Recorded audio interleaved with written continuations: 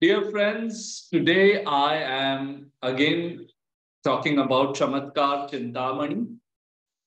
Saturn in first house. What does Saturn do when it is in the Lagna, in the first house of a person? As per Narayan Bhatta's very old book, Chamatkar Chintamani. Let's share the sutra and let's start expounding on it. So here, as you can see, we have the Sanskrit Shloka, and then we have the explanation in Hindi, the translation. Uh, it says in the first line, जिस मनुष्य के जन्म काल में लगन में शनि होवे, the person who has Saturn in his lagna, first house, at the time of birth, वह मनुष्य धन से अति पूर्ण, he will have a lack of money, ati trushna van santoshin. He will lack contentment, shok karne wala. He will be someone who grieves, someone who is a bit sad. So let's talk a little bit about what I've said so far from the text. So Saturn, remember, is the planet of lack. It is something which reduces.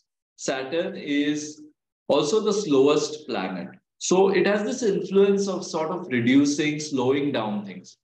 So if the person is having Saturn in the house of his personality, the first house, then they will feel lack in different areas of life. Lack of contentment, lack of money. It's not that actually their bank balance might be very less. In many cases, I have seen that they have a good bank balance, but still they feel they have less. They have this sense of lack. They have this lack of abundance in their head. Okay? And I'm not making this judgment to say something negative about something. It's something that is a blind spot. It is something that is very good to know about our subconscious when there's such a negative. And all of us have these negatives in our life. None of us are perfect. And that's why we're humans, because we have this imperfect existence and we need to work on ourselves. We need to be aware of these blind spots. So, friends, the next thing it says is Sukshma Vichar Rahit, which means they might not have the ability to discriminate, to think in detail, to think minutely, and so they lack this ability again, lack being the important word. And remember, the first house is the house of thinking. So they will not be able to do this, detailed analytical thinking if Saturn is there. This is what it's saying. Of course, it will depend on many other planetary placements for the actual conclusion. दृष्टि से ही शत्रु को शमन करने वाला. Now we come to the story of Saturn in the Shastras or in the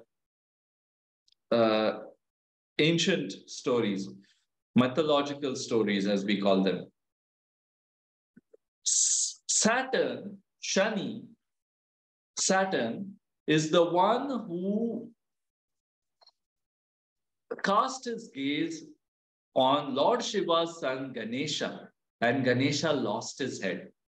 So Lord Shiva had to go and find another head for him and perform a head transplant. They had to find an elephant, take the elephant's head and perform a head transplant.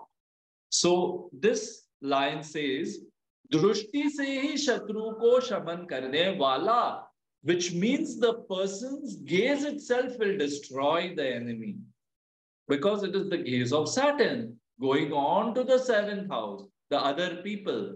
And what will happen is these people will be very ruthless when it comes to their enemies, because Saturn is about justice. Saturn says, no, you cannot do this wrong. So they are very hard with their judgment in some way, because Saturn is a tough judge. So they will destroy their enemies just with their gaze.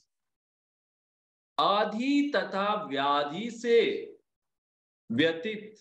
So they will be troubled by different issues, illnesses, things like that. So they will be worried and troubled because of illness or stuff like that.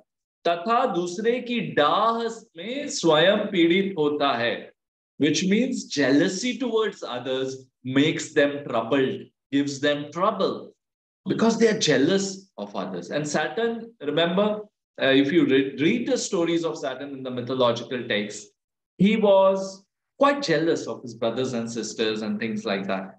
So there were stories like that. There is negativity towards his father, towards his brothers, sisters, things like that. So we have to understand that there could be a trait of jealousy because one feels that lack, and jealousy comes because you feel that lack within you. You feel jealous of those who have it. So it is a feeling of lack of abundance. And remember that Saturn is considered to be a cold influence. When we say cold, it means something which is negative, something which is not so nice. Whereas if you have a warm feeling in the heart, it could be of happiness, it could be of relief, contentment. But when it is something cold, it is something which is a little alarming and negative sometimes.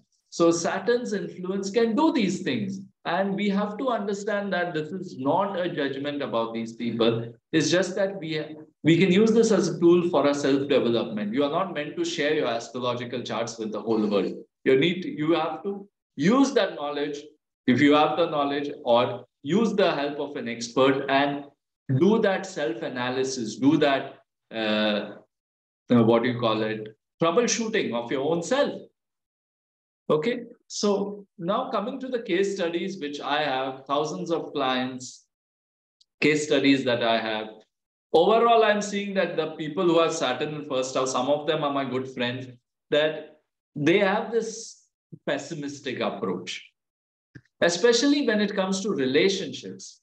Because Saturn looking at the seventh house of relationships, it means that they are going to be tough in their relationships and they are going to have some suffering in that area because Saturn's gaze, wherever it falls in the third, seventh, and 10th house from Saturn. So they are going to have troubles in those areas because Saturn destroys the house which it casts its glance upon. So when Saturn is opposite the seventh house, definitely we are expecting that some kind of troubles in the relationships. So usually they come with relationship issues. Usually they are people who are a little pessimistic. The lack mentality is there. So I can definitely testify from my observation, whatever I have observed, I can say that yes, these sutras are making sense. It's helping me to understand those people better. And the angle of jealousy, the angle of tough judgment is also what I've seen. I know a client who was very bitter about her divorce case, very bitter, tried to decimate the opposition, a lot of things like that. And I've seen this many times, and the approach towards the enemies can be really quite drastic. So, friends, I think this is what I could share about Saturn, Shani in the first house, in the Lagna, whatever is in the first house always influences the personality a lot. And let's use this as a tool for empowerment, as a tool for eliminating our flaws, for working on our subconscious issues. Cheers.